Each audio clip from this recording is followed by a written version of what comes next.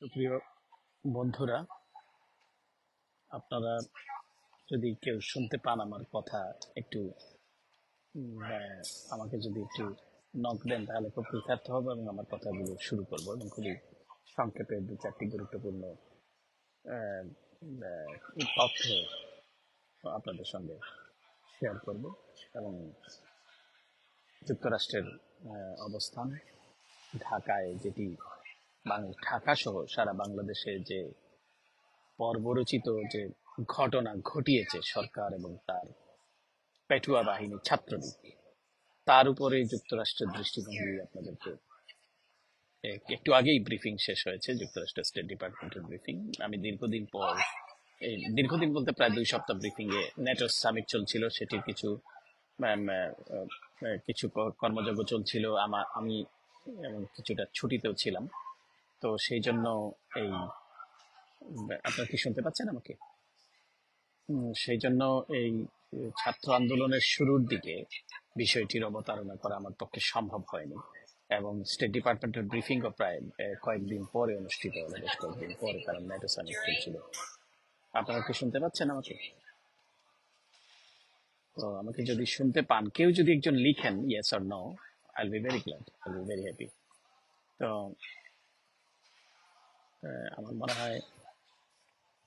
আমার মনে হয় শুনতে পাচ্ছেন, না হলে পরে হয়তো কেউ বলতেন যে শুনতে পাচ্ছেন না। আমি ঠিক উল্টো ভাবে ধরে নিলাম। তো যেটি হচ্ছে যে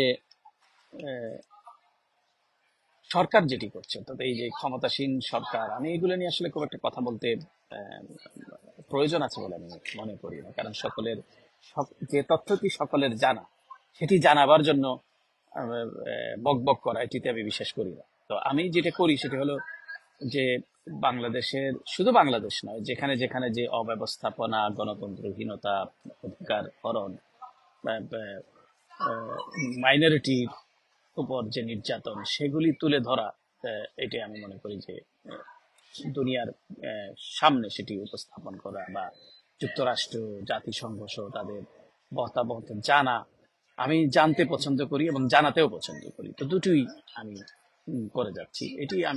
এটির জন্য এটার মধ্যে আমার কোনো ধরনের অনুরাগ, বিরাগ অথবা কোনো হতাশা, এর কোনোটি আমার কাজ করে না। আমি মনে করি যে সেটি এই, বিশেষ করে বাংলাদেশের কথা যদি বলি, বাংলাদেশের গণতন্ত্রের যে অভিযাত্রা, আমি মনে করি না যে সেটি ওভারনাইট শেষ হয়ে যাবে, এবং শেষ হয়ে যায়নি বলে আমাকে হাত গুটিয়ে বসে থেকে ফেসবুকে হতাশা করতে হবে।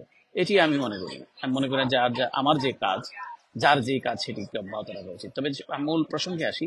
বাংলাদেশে যে বর্বরাচিত যে ঘটনা ঘটিয়েছে, যে যে হিংসাত্মক, যে মানে যে ভয়াবহ ঘটনা যে ঘটিয়েছে ছাত্রলীগ, শেখ হাসিনার বক্তব্যের পরপরই তিনি যে হুমকি দিয়েছেন, তার পরপরই তারা যে ঘটনাটি ঘটিয়েছে, নিরীহ ছাত্রদের উপর, যারা মেধার দাবি প্রতিষ্ঠার জন্য আন্দোলন করছেন, তারা করুণার জন্য আন্দোলন করছেন না। প্রক্ষান্তরে সরকার করুণা বহাল রেখে তাদের লোকদেরকে চাকরিতে বহাল করতে চাইছেন, আর মেধাবীরা মেধার জন্য তারা লড়াই করছেন, অর্থাৎ কোটা প্রথা বিলুপ্ত করবার জন্য, এবং তারা মেধার ভিত্তিতে যাদের তাদের সরকারি সিভিল সার্ভিসে যাদের তাদের চাকরি নিশ্চিত হয়, সেটির জন্য আন্দোলন করছেন। এটা অত্যন্ত একটা ইনোসেন্ট আন্দোলন, কিন্তু এই ইনোসেন্ট আন্দোলনের উপর যে বর্বরচিত হামলা চালিয়েছে ক্ষমতাসীন গোষ্ঠী এবং ছাত্রলীগ, এটি যেমন বাংলাদেশের মানুষকে, বিবেকবান মানুষকে নাড়া দিয়েছে, তেমনি আন্তর্জাতিক সম্প্রদায়কে নাড়া দিয়েছে। যুক্তরাষ্ট্র এটি তীব্র ভাষায় নিন্দা জানিয়েছে।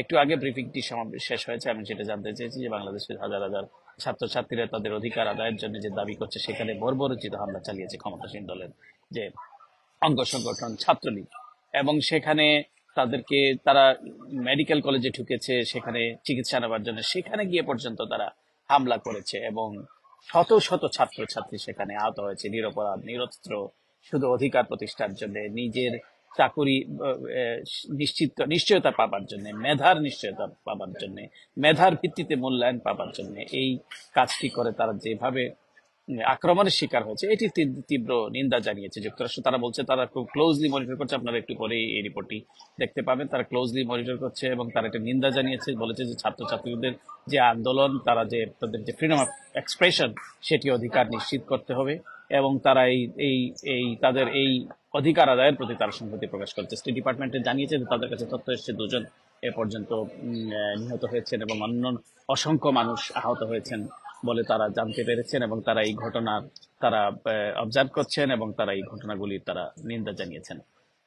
এবং আমার আরেকটি জানবার কথা ছিল, শেখ হাসিনা খুব তীব্র ভাষায় যুক্তরাষ্ট্রের সমালোচনা করতে গিয়ে বলেছেন যে প্রেসিডেন্ট ডোনাল্ড ট্রাম্পের উপর যে হামলা হয়েছে এটা নাকি প্রতিপক্ষের উপর হামলা, এবং তারা এটা গণতন্ত্রের কথা বলে, তারা এটা সিভিলাইজ, তারা এটা কিভাবে করে। তো আমি এটা জানতে চেয়েছিলাম। তো যদিও এটা সবাই হাসাহাসি করে যে একটা দেশের প্রধানমন্ত্রীর ভাষা এটা হতে পারে, যে দুনিয়া সকলে মানুষ যেখানে সলিডারিটি এক্সপ্রেস করতেছে সেইটা বলতেছে, সে তার মতো করে চিন্তা করতেছে। মানে বাংলাদেশে উনি যেভাবে করেছে, বা তার প্রধান প্রতিপক্ষকে উনি বিনা বিচারে একটা মামলা দিয়ে আটকে রেখে এবং সকল বিরোধী দল নেতা কর্মীদেরকে জেলে পুরে হাজার হাজার মামলা করে, সে মনে করেছে বোধহয় এইরকমই। যদিও যুক্তরাষ্ট্রে খুব আসা যাওয়া করেন, কিন্তু ওই যে মানে যার চোখ থাকতে অন্ধ, আপনি তাকে কি বলবেন।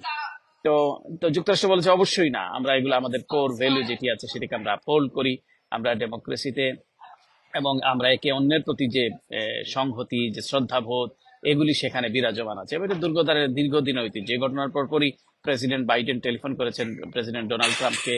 তিনি বলেছেন যুক্তরাষ্ট্রে এর কোনো স্থান নাই এই ধরনের সহিংসতার, এবং যে একটা 20 বছর বয়সী একটা ছেলে, তার মোটিভ এখনো পরীক্ষা নিরীক্ষা করছে এফবিআই, তাকে তাকে সে অবশ্য তাৎক্ষণিক সে মারা গিয়েছে, সিক্রেট সার্ভিস তাকে গুলি করেছে যখন সে গুলি করছিল, এবং আরেকজন মানুষ সেখানে প্রাণ সমর্থক সেখানে গুলিবিদ্ধ হয়েছেন।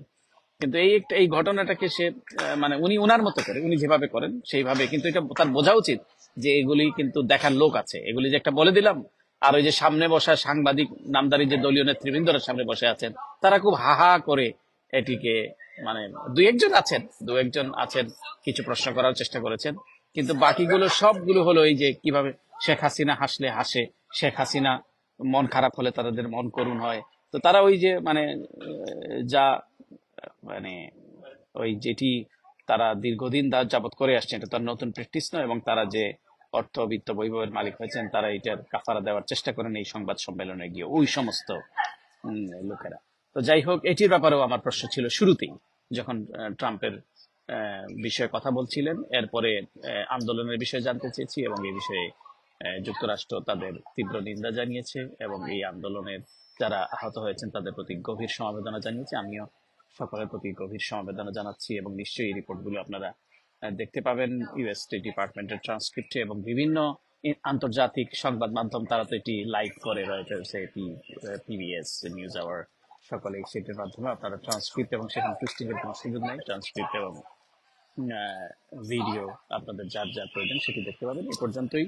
আপনাদের এই আন্দোলন নিশ্চয়ই বৃথা যাবে না, আপনাদের এই স্যাক্রিফাইস, আপনাদের এই ত্যাগ নিশ্চয়ই বৃথা যাবে না, এবং নিশ্চয়ই বাংলাদেশের মানুষ এই চাপা যে দীর্ঘদিনের যে একটি যে যন্ত্রণা, মানুষের অধিকার হরণ, এটি নিশ্চয়ই এই অবসান ঘটবে, এবং এর একটা উপলক্ষ দরকার।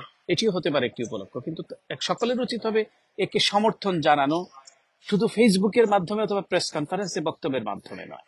সকলের উচিত যে তাদের এই কজ, বিশেষ করে এই এই বিষয়টি তাদের, এবং শুধু এটি নয়, বাংলাদেশের যে গণতন্ত্রহীনতা, বাংলাদেশে যে একটি সরকার জোর করে ক্ষমতায় বসে আছে, এটাকে মূল ফোকাসে নিয়ে আসতে হবে।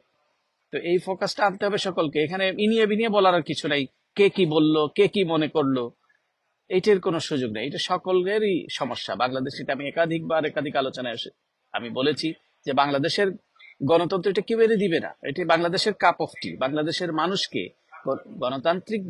গণতন্ত্রে যারা বিশ্বাস করে তারা সমর্থন জানাবে, তারা সহানুভূতি প্রকাশ করবে, তারা সেটাকে অ্যাড্রেস করবে, কিন্তু কাজটি কিন্তু শেষ দিনে বাংলাদেশের মানুষকেই করতে হবে। পৃথিবীর কোথাও কেউ গণতন্ত্র এনে দেয় না, অধিকার এনে দেয় না, বাংলাদেশেও এনে দেয়নি অতীতে, বাংলাদেশের মানুষ সেটি অর্জন করেছে, এই ছাত্ররাই অর্জন করেছে, এবং নিশ্চয়ই এই ছাত্ররাই অগ্রভাগে থাকবে এবং কামিয়াব অর্জন করবে। আমি আর কথা বাড়াতে চাই না। সকলের জন্য অশেষ শুভকামনা, এবং এই